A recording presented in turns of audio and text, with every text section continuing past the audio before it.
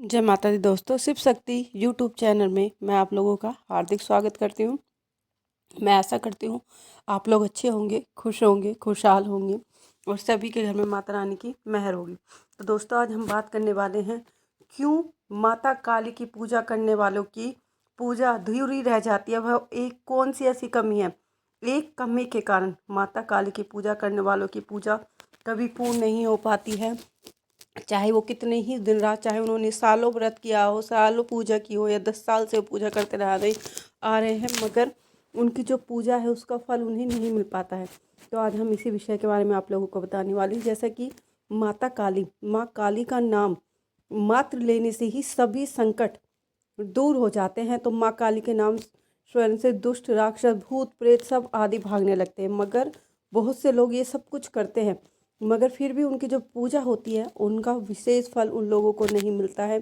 ना तो उन लोगों पर माता काली की कृपा होती है, ना वो माता काली उन्हें कैसे ही अनुभव देती है। बहुत से लोगों का कहना होता है कि मुझे पूजा करते हुए 1 साल हो गया, 10 साल हो गया, मैंने सारे नियम किए मगर मुझे उसका कोई फल नहीं मिला। जैसा कि हम सब जानते हैं कि नव दुर्गा की सभी रूप में जो नव दुर्गा माता है उनके सबसे सबसे माँ काली सबसे भयंकर एवं विकराल मानी जाती है। और माँ काली भले ही भयंकर जरूर प्रतीत होती है, लेकिन अपने भक्तों के लिए वो सदैव वरदान देने वाली होती है। माँ काली का कोई सच्चा भक्त हो तो उसे माँ काली अपने बच्चे के समान प्रेम करती है। माँ के लिए सारी संतानें बराबर होती है और माँ अपनी हर संतान से प्रेम करता है।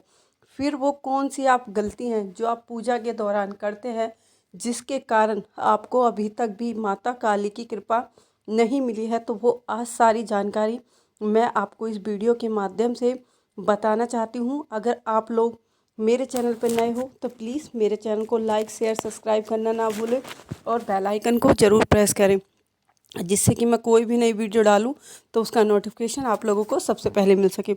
दोस्तों, हम लोग क्या करते हैं, जब भी हम माता काली की पूजा करते हैं तो पूजा करते समय में कुछ विशेष बातों का ध्यान रखना होता है। मगर अगर हम उन बातों का ध्यान नहीं रखते हैं तो जो हमारी पूजा का फल होता है वो हमें पूर्ण रूप से नहीं मिल पाता है। सबसे पहली गलती हम लोग क्या करते हैं, जब हम माता काली की आप लोग पूजा कर रहे हो, आप पहली गलती क्या करते हो, जो सबसे बड़ी गलती है। एक बात बताइए, आपने माता रानी को भोग लगाया, भोग में आपने चाहे आप कुछ भी लगा सकते हो, चाहे आपने लौंग बतासे का भोग लगाया, चाहे आपने घर में हलवा पूरी का भोग लगाया, चाहे आपने बाजार से लाके पेड़े का भोग लगाया, लड्डू का भोग लगाया, किसी चीज़ का भी आपने भोग लगाया। बहुत से लोगों के घर में क्या होता है, उन्होंने रात को भोग लगाया और सुबह वो भोग उठाकर या तो कचरे में फेंक देते हैं या कूड़े की गाड़ी में फेंक दे या इधर उधर कहीं भी उस भोग को फेंक देते हैं, जो कि सबसे गलत है।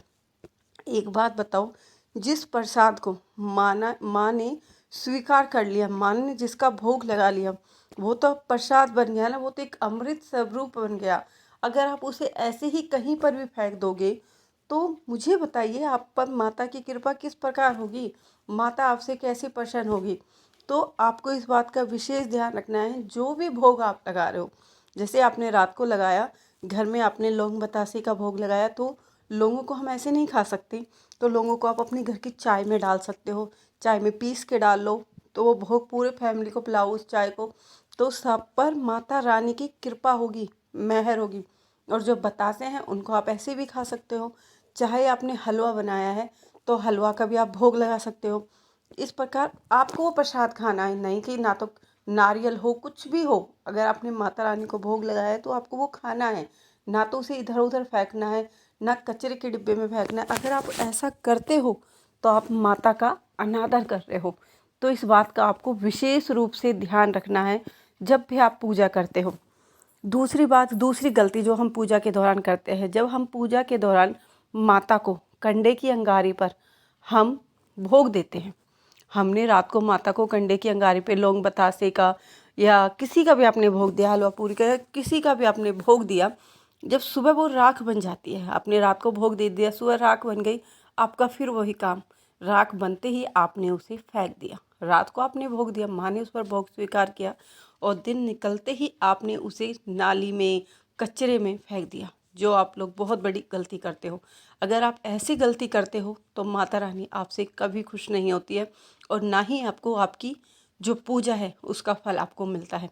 तो आप लोगों को इस बात का विशेष ध्यान रखना है, जिसमें भी आप माता का भोग दे रहे हो, माता का क्या या किसी भी इष्ट देव को आप भोग दे रहे हो, इस बर्तन में जो अग्यारी की राख है या जो कपूर की राख हुई है वो आपको इधर उधर नहीं फेंकनी है, वो आपको इकट्ठी कर लेनी है।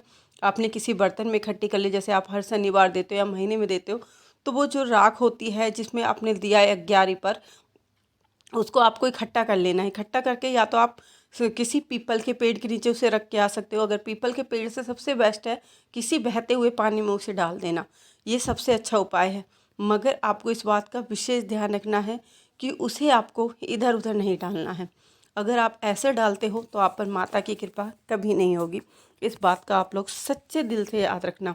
और लोग क्या गलती करते हैं माता काली की पूजा के दौरान, माता काली हो या कोई भी इष्ट देव हो जिसकी भी आप पूजा कर रहे हो, आपने घर के मंदिर में तस्वीर लगा दी, तस्वीर आपने लगा दी, मगर उसे साफ करने का आपको कोई मतलब नहीं।